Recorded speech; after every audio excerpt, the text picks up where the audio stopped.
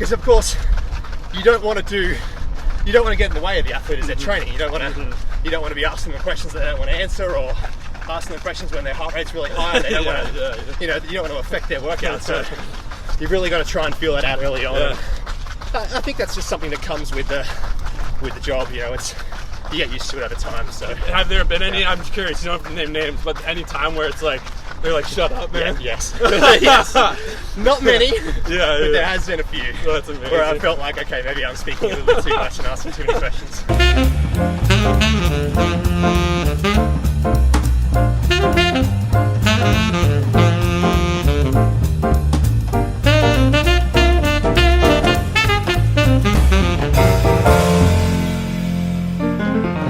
Let's see it. Yeah.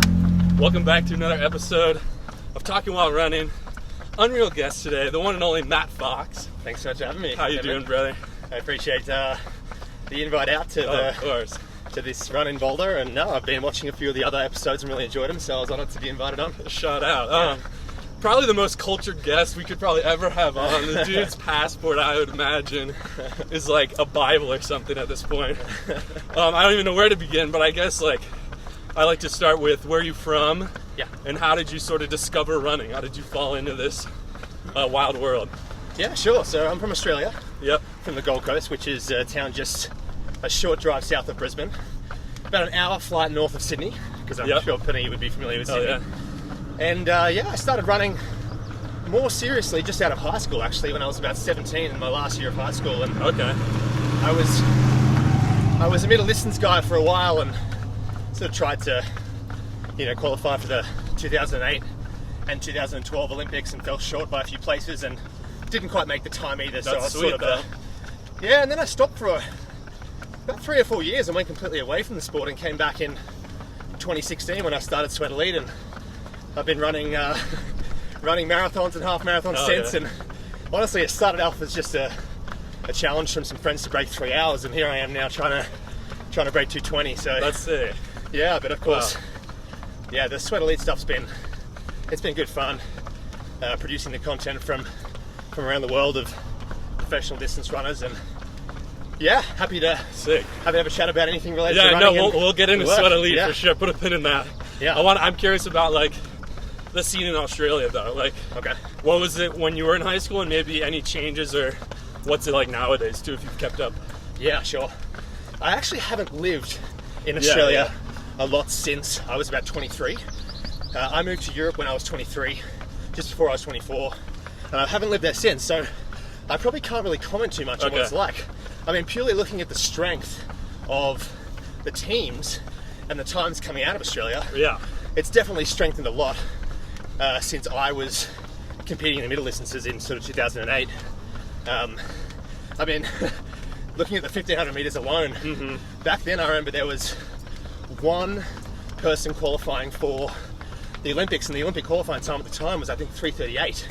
Now there's 6 guys under 3:36, or could even be 3:35. So I think Australia's come a long way Yep. in the last 10 years, and it's definitely becoming a bit of a powerhouse, especially in the 1500 meters. Yeah, but Stewie, are you a Stewie guy? yeah, Yeah. Stuart McSwain, I don't know him personally, but Savage. he's doing really, really well. And no, there's obviously a few really strong Australian runners here in Boulder, and Morgan McDonald, Yeah, Ollie yeah. Hoare, the OAC guys, and I've worked a little bit with them as well, obviously in the YouTube stuff. So, but in general, I probably pay more attention to what's going on in the US. Oh yeah. Obviously, because I, I live love here. it, brother. So, Yeah. I know. yeah, but so Okay. You touched on the. Well, sorry. Go ahead. I was just saying, it's been a good 10 years since I've really lived in Yeah. Australia. Right. Yeah, Checks out. All right. Well, then we'll talk about American running now. yeah. And you touched on the Sweat Elite stuff. I imagine if anyone's watching this, they're already subscribing to you first. But just in case, Hope so. Matt's the guy behind Sweat Elite, Unreal training videos, and the website and everything. Yeah. They also, they've blown up over the last year, like 12 million channel views, going nuts. And so there's a ton to talk about that. But first of all, let's start with, where's your favorite place been to travel along the Sweat Elite journey? Okay. It's hard to go past Flagstaff. Oh, wow, I mean, okay. Yeah, I love the Keeping place. it I love it. homegrown. I love it here too. But Flagstaff's just got. I love Sedona.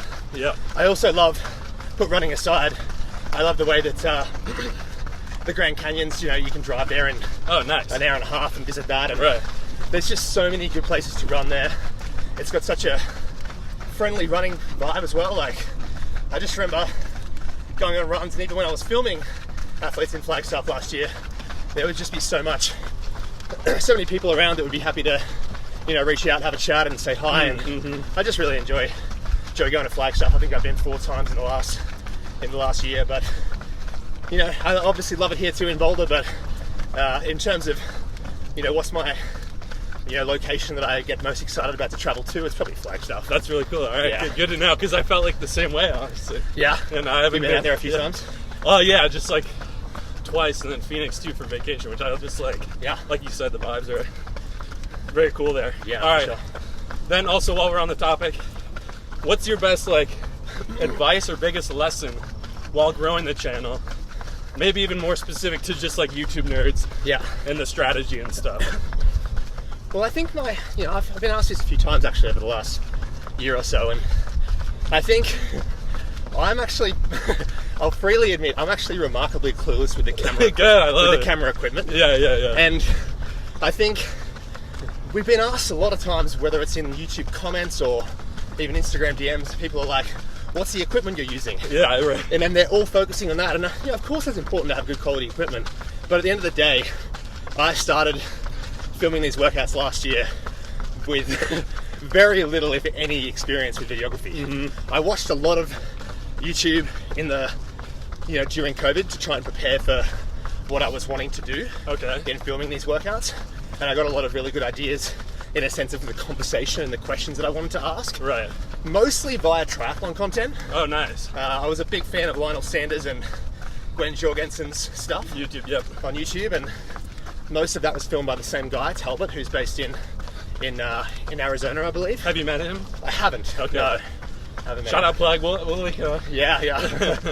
And so I think just, you know, not focusing too much on the equipment required to produce these videos, and rather just making sure that the actual content itself, the conversation, is, you know, relevant and as good as possible. And I think that's like the advice that I would give anyone if they wanted to do something similar. I'm taking that in Because- right now. I'm adjusting. Because I use a camera that's, you know, it's Solo.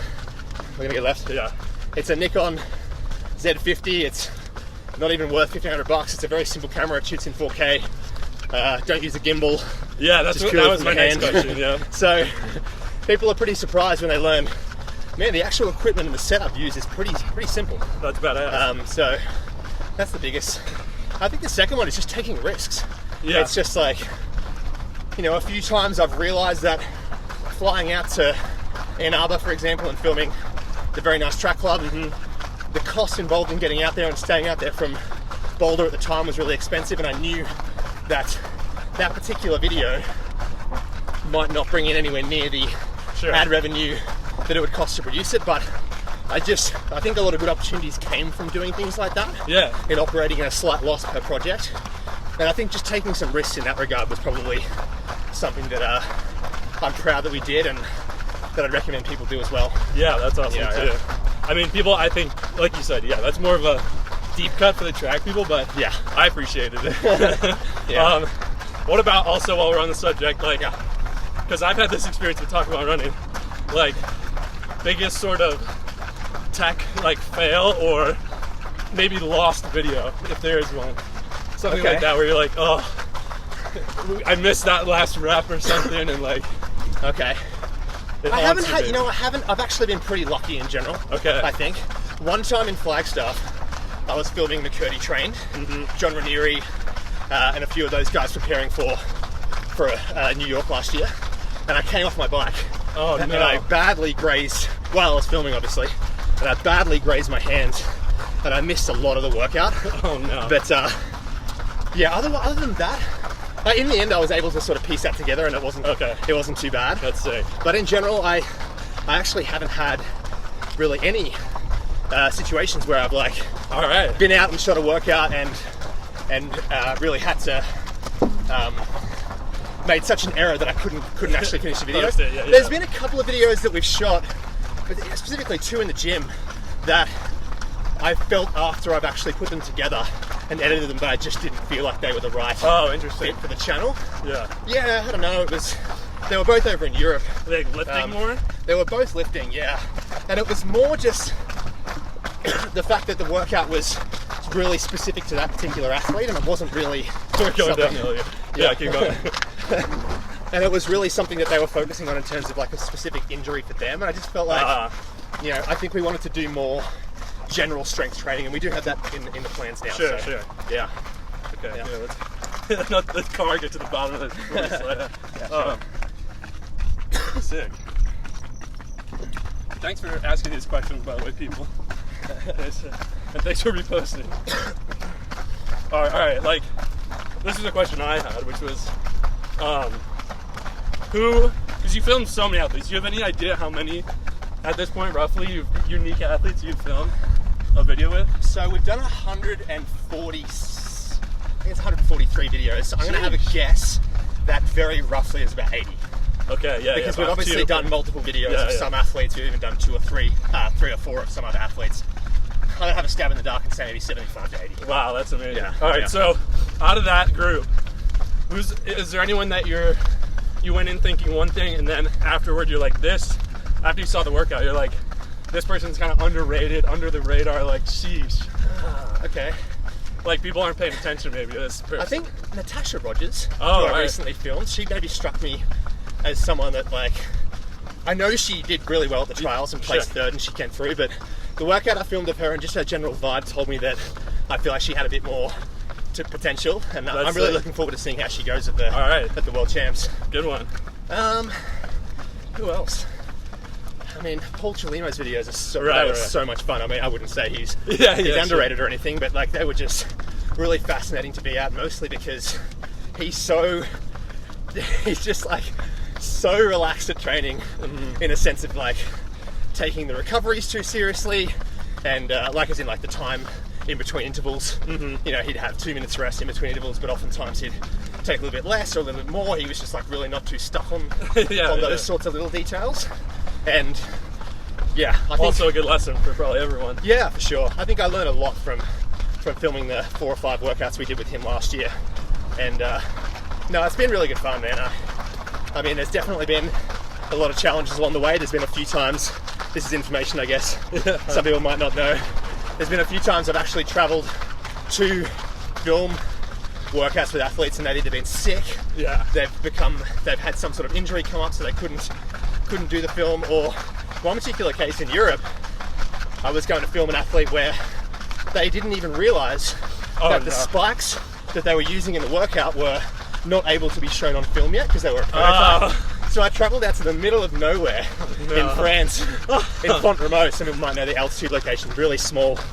And yeah, it was an expensive trip, and in the end I couldn't film the athlete at all because they realised the night before the video that they were wearing a pair of prototype ASICS spikes that couldn't be on camera. Damn, they wouldn't be willing to switch out for the boy? Well, That's nuts. I was asking that question, but yeah. apparently not. Goodness. So yeah, Wow, man. so that's just like a little Yeah. challenge. Like those sorts of things pop up, and So, with Yeah. the Paul Chalimo lesson you mentioned about recovery, yeah, would that be your biggest takeaway for your own training? I would say Or, so. okay. Yeah, And then, just not being too strict on things like paces and recoveries. He just runs so much. I think of his training is like just gut feel and instinct, and just even his paces in training, like he's not really sticking too specifically to paces. His threshold is purely based on how he feels. Yeah. And no, I think there's a lot to learn from his videos, and coincidentally, like his videos are the most viewed videos we've had. yeah. One's been well over 1 million. His And a form couple- is insane, too. I Yeah, don't know, it's yeah. just- he's a Yeah. beast. Exactly. So, I was going to ask what's your favorite trail in the U.S., but I know that's Waterfall Glen, because Colin McCow, shout out. Yeah. No, but what is your favorite trail in the U.S. and then maybe abroad, too? Like, just favorite spot that this is a hidden gem. I'll tell you what, Waterfall Glen is beautiful. Hell yeah. That is one of the best places. 630. Yeah. Shout out. That has got to be right up there with, I mean, Boulder Res, yeah. just half an hour north of here, is There's Hard to Beat. That's pretty beautiful. Have you done a lot of running around there? Yeah, yeah. Yeah, you filmed We a couple of filmed these. it, yeah. Yeah. It's amazing up there. Yeah, A1 loop in Flagstaff. That's an awesome place to run. I mean, it's hilly, but not too hilly. It's obviously pretty high altitude there. Yeah. It's about 7,500 feet. I've done quite a bit of running there with John Ranieri from McCurdy Trained and some others in Flagstaff. I would say those three would be my favorite three. That's beautiful. Yeah. And somebody else asked, what's the highest elevation you've done a workout video? Sarah Hall. Oh, nice. Up at Crested Butte. All right. I think that's probably the highest. I mean, Angus, my colleague, who, by the way, the channel obviously is. I've probably filmed around 60% of those videos, but Okay. we have a few other videographers out there that are filming. That's a good thing. I should have asked that. Yeah. And Angus, he's a South African colleague of mine. He's filmed a few workouts in Ethiopia. Is that the Trackster guy? No. You know that No. Instagram? Okay, Trackster, that's Alfie Manthorpe. Oh, Alfie. Yeah. I sort of know Alfie. He Okay, hasn't yeah. been filming for us though. I got confused with Angus. My bad. Keep going. Right, no, you're right. Angus has filmed a few workouts in Ethiopia that have been, I think, close to 9,000 feet. But Wow. me personally, Sarah Hall, in June last year, leading to the trials in Crested Butte, I think that was around 8.5. Or maybe it was a really high 7.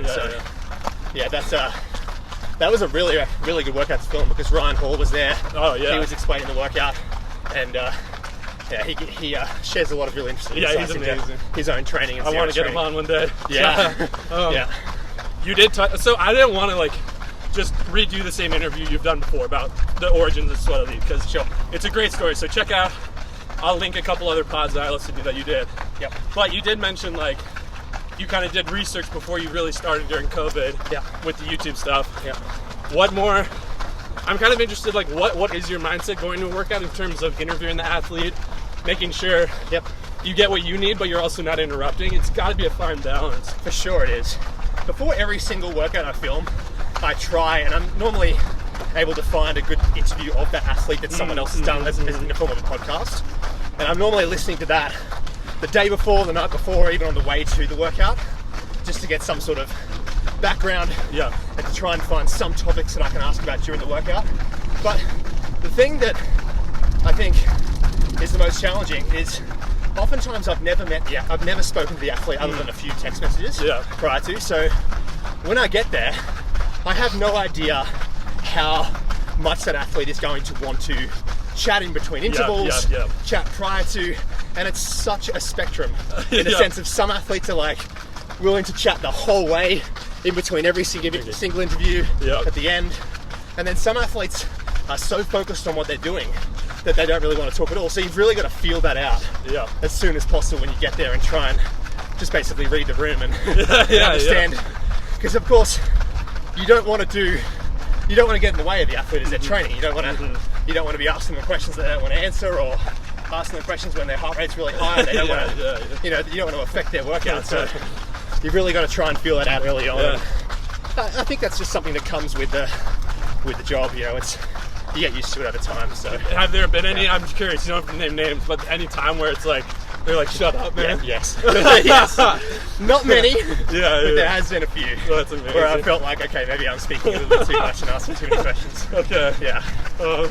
I will give one clue. All right, go for it. You've had one of your previous guests. Right. He made me feel like that. I'm not going to say the name. Yeah. But, all right. That's amazing. Go through the channel, check out, and comment who you think it is. This is from @HitTheRoadJack. What do you prefer? I'm going to ask, what do you prefer to film? And then also, what do you prefer for your own training? Like a track workout or trail, something like this? Sure. I definitely prefer the track. It's the easiest to film on by far. I feel like just having more data points and splits is probably a little bit more interesting to the viewer as well. For sure. In a lot of cases. And one thing that people naturally do, not everyone, but they often get ideas from the workouts that we're filming. And tempos are typically pretty straightforward. It's run for a certain distance or a certain time at a certain intensity or effort. Whereas track workouts, you can get so many different ideas to implement into your own training from the track workouts. So I think I learn a lot more from the stuff on the track. Okay. And added bonus is, it's obviously a lot easier to film on because Yeah. it's flat and it's You're on a bike or something. Yeah, exactly. And you're never gonna, you're never gonna be in a situation where you might hit a hole in the road or something, or a rocky trail. So yeah. And the second question was about my training. Yeah. What do you prefer, like, to rip on? Because Yeah. you're also, by the way, like you said, you're still training at a very high level, I would say, and chasing some goals of your own. Yeah. All the while shooting for Sweat Elite. So yeah, what do you like to do? Well, I'm actually probably more of a fan of the long tempo runs on the road. I used to absolutely hate tempo runs as a middle distance runner. I used to love the track workouts, but that's really changed over time. I think I prefer the long tempo runs, the marathon specific work. I get a lot of confidence from them leading into the marathons. Yep. And I think I just know that that's by far the most effective type of training for me. I come from a speed background, so For sure. my speed and my VO2 max is probably my strong point. So working on the weaknesses in terms of the threshold and the marathon specific work is what I prefer. All right. I can see more improvement in those as well. For sure. Yeah. All right, so also what's kind of on the horizon for you, maybe for your own training, and then also for Sweat Elite? Is there any teasers we can throw out there or breaking news about your own schedule or the channel? There's a few workouts planned in the near future here in Boulder. Alright. Because the World Champs are next week. Quite a few of the athletes that I would have loved to have had on the channel have actually sure. said, can we just wait until after the World Champs? Yeah. So, just because I can understand that. I mean, even last year, leading into the US trials and the Olympics, people don't tend to want to do the videos maybe in a couple of weeks before a major thing because they're focused on their own workouts, and it might be a little bit too much of an added stress to have the camera there. So there should be plenty coming after the World Champs. And personally, I have Berlin Marathon in just over 11 weeks now. I'm going to try and break 220. For any familiar, I've tried to break 220 a few times over the last year and failed. I've managed to run 220.46 In Indianapolis. Super close. Yeah. That's And amazing. there's actually going to be a few videos of my own preparation leading into the Berlin Marathon. Oh, that's good. Yeah, we filmed one yesterday actually with Nell Rojas. Oh, no way. She did a tempo run with me. That's going to be the first episode. How was that? It was good. Yeah. Tease it out. Yeah, that's going to come out actually in the next couple of days. So, Okay, sick. yeah, we actually, one recommendation we've had repeatedly is to do more sub-elite content. All right. So I'm on there. Let's Yeah, go. yeah. I think that's mostly because people can relate to it probably a little bit more. There's more people out there trying to break, 220 for a marathon than people trying to For sure. break 210 for a marathon, obviously. So even though the workouts with the pros are interesting and motivational, oftentimes I think people probably can't really relate to them very well because the paces are just so fast. Right. But so there's going to be a little bit more sub-elite content coming, and hopefully That's we good can too. get close to that 219, 218 Yeah, in Berlin. no doubt. Yeah. It's a matter of time. Yeah. No pun intended. Hold on. All right, let me look through the questions. See anything? Yeah, sure. How about what is your strategy for reaching out to a new athlete? Is it like just instant DMs? Yeah, oftentimes it Basically, is. yeah. Oftentimes it's just through Instagram. Hell yeah. Yeah. Sometimes it's just, through a friend of a friend. Sometimes it's just via, I'll film one athlete and they'll say, X, Y, We Z. can go right and then loop. Sorry. Yeah.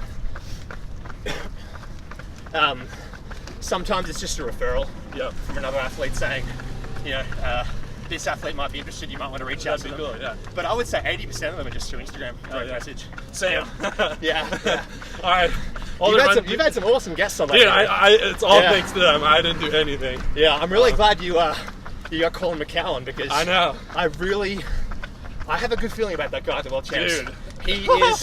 He is a bit of a quiet David Goggins in my Yeah, eyes. yeah. Oh, He obviously yeah. doesn't. 140, 50-mile weeks recently. Yeah. Crazy. I DM'd him like, yo, I'm having Matt on. Do you have any questions? He was like, I'll get back to you. Okay. Shout out. He didn't get me anything, but I think he's focused on the champs. So Yeah, it's all good. He'd probably be leaving to Eugene in the next Yeah, few days. So. for sure. Yeah. We'll get him on. Anyway, shout out Matt for coming on. Thanks so much. No, I appreciate it, man. Thanks so much for having me. I really like what you're doing. I've downloaded the app and Dude, you're too kind. I'm often impressed at how many new updates you're shooting out while Can't stop, won't simultaneously stop, doing baby. these Yes, videos. sir. It's for the love of the sport, baby. Let's do it, you know. Yeah, that's right. Follow his channel if you haven't already, Sweat Elite. All the details, like he said, for this run will be on Trackster. Follow him on social media for all the latest videos and sick, nasty content coming out from Sweat Elite, dude. Thank you, man. I appreciate it. All right, thanks so much. We're gonna wrap and then probably jog out a couple more miles, but before the cameras die on me. All right, perfect. Oh, we're at 3. Okay, I thought we were like 2 something. Perfect.